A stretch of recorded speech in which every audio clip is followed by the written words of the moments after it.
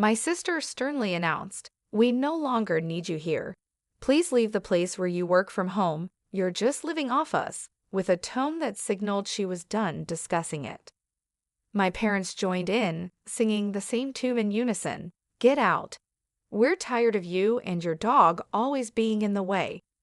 "If that's how you feel, I'll just do what I want," I replied, my mind already plotting my next steps.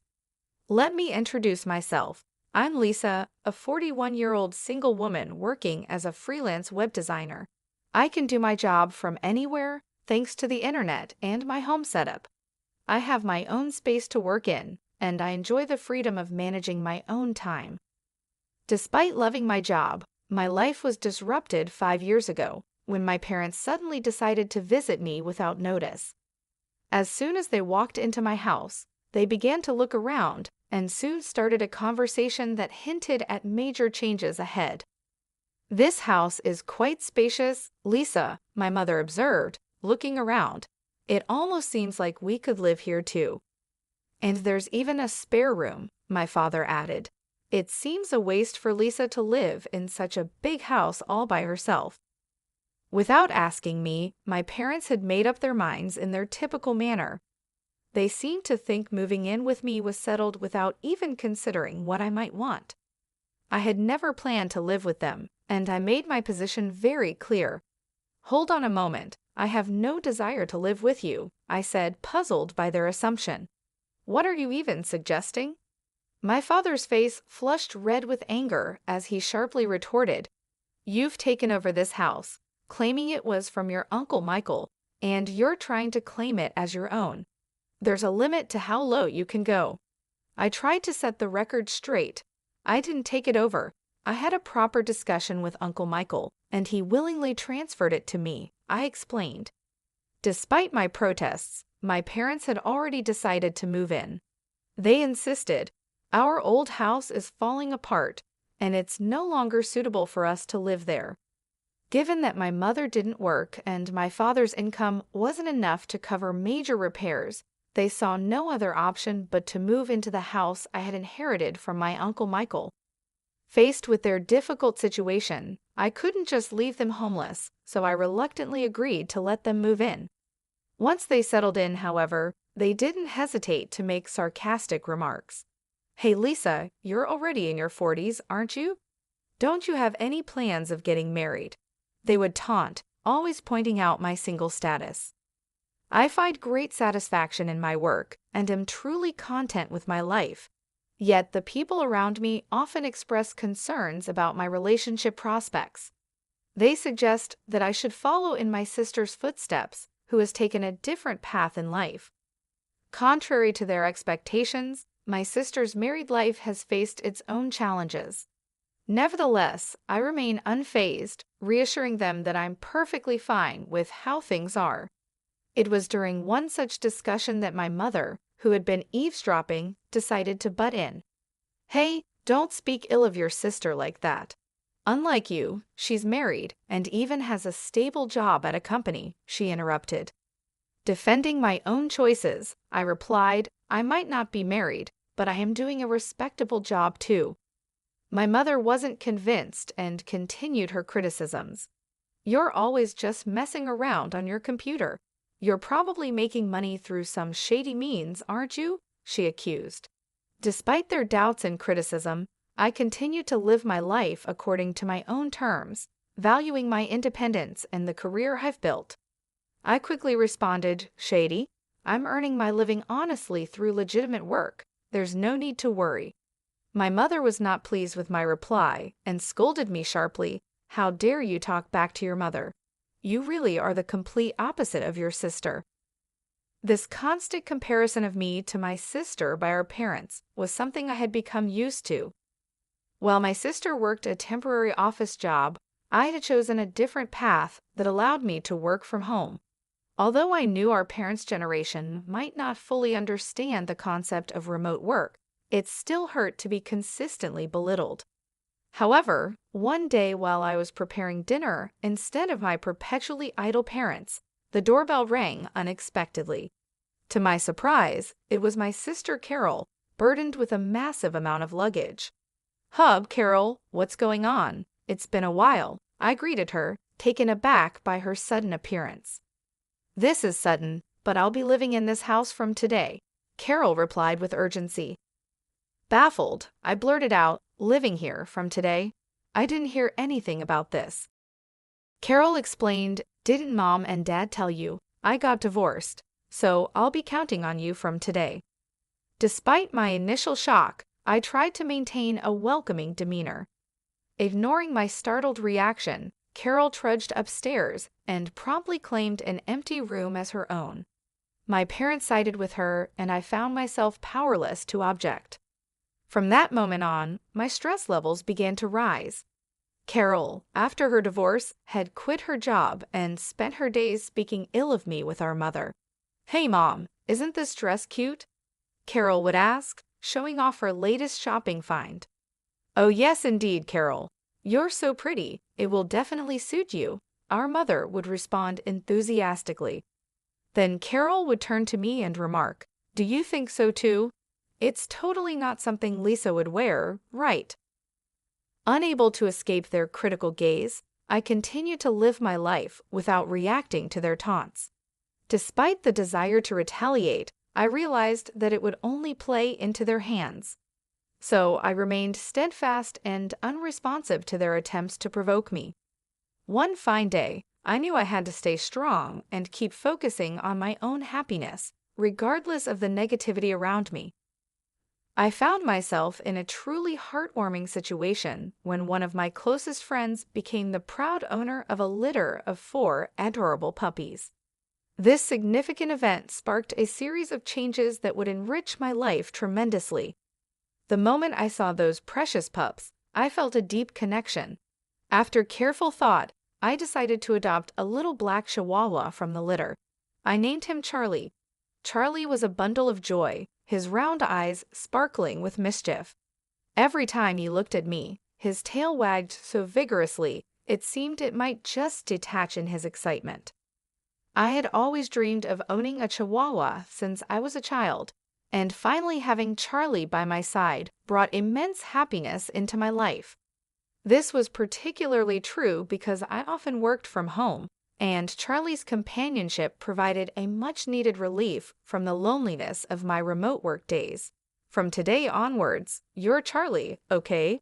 "Woof," I declared to him, solidifying our bond.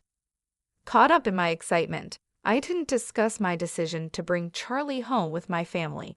After all, it was my house, and I was fully responsible for all the expenses related to Charlie's care and well-being. I saw no reason for them to object. However, as soon as I introduced Charlie to my family, my parents and my sister Carol began voicing their concerns. They expressed their displeasure, upset that they hadn't been informed about my intention to get a dog. Some even mentioned their dislike for the potential odors that dogs could bring into a home. My parents and Carol were quite vocal in their disapproval, I recalled. "Hey, we didn't hear anything about you getting a dog," they protested. "Dogs smell, don't they? I hate odors," someone added. "Lisa, how could you just bring a dog home without consulting us?" They continued to scold me. Despite their complaints, I stood my ground and firmly defended my decision. It's my house, and I decided that Charlie and I needed each other. "His presence here is a source of joy, not a cause for complaints," I asserted. I was prepared to show them that Charlie's presence was a blessing, hoping they would soon see him as I did. I explained to them that Charlie wasn't some random street dog, he was a gift from a friend. I also emphasized that I was the one covering all the expenses for Charlie's care and maintenance, so they really had no grounds to complain. "What I choose to keep in my house is my business," I added firmly. "If you have any complaints, you're free to leave." Initially, their annoyance was clear. They were visibly frustrated and upset. However, within just a few hours, a miraculous change occurred.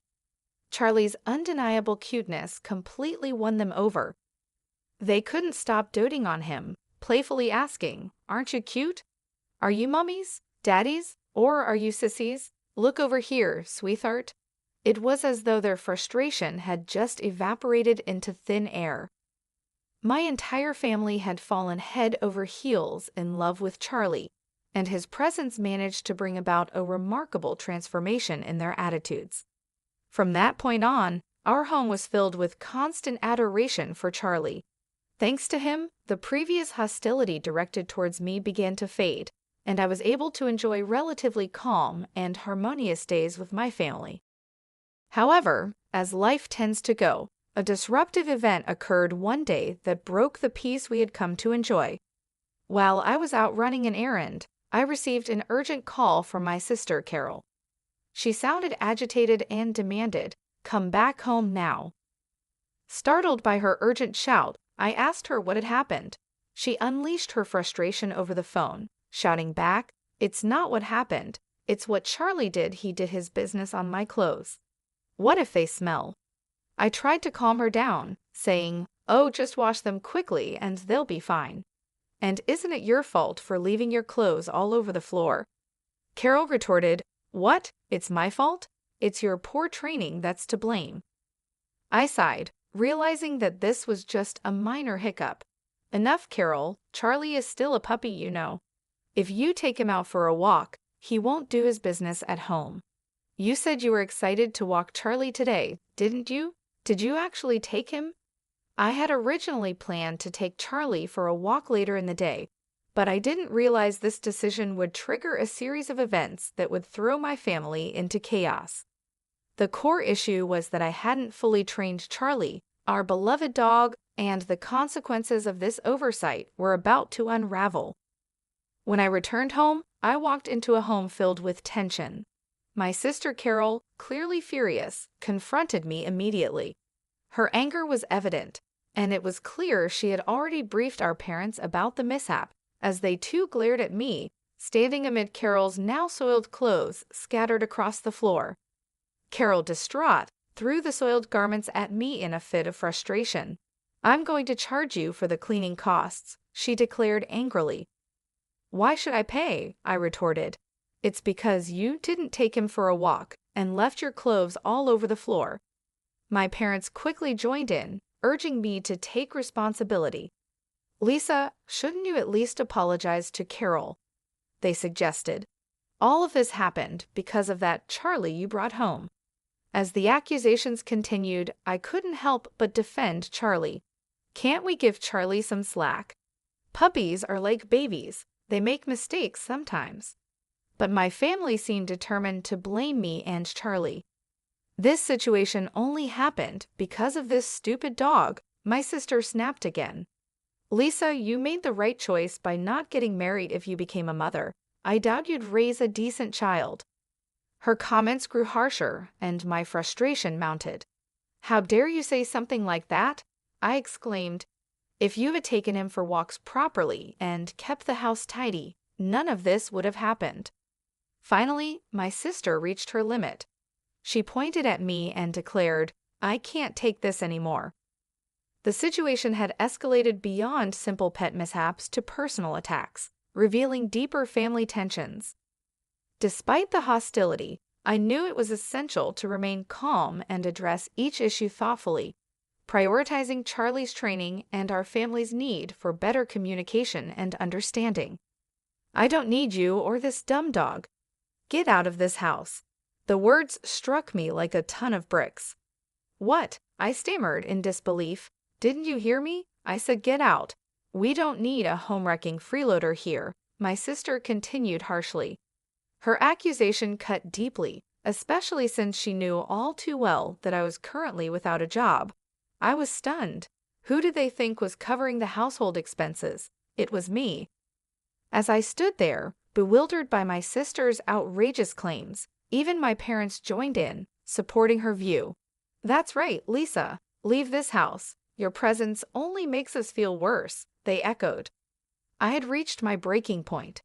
"You're all jinxes. Just get out," they shouted together, their voices echoing off the walls. "That's it. I've reached my limit," I finally burst out. "If this is how it's going to be, just wait." With that declaration, I decided to take control of the situation. I quickly packed my belongings and left the house with Charlie wrapped in a towel. As I walked away, thoughts of revenge flickered through my mind, but I knew this saga was far from over. A few days later, as expected, my sister reached out to me in a panic. "Lisa, help! What happened to the house all of a sudden?" she asked, her voice filled with anxiety and desperation.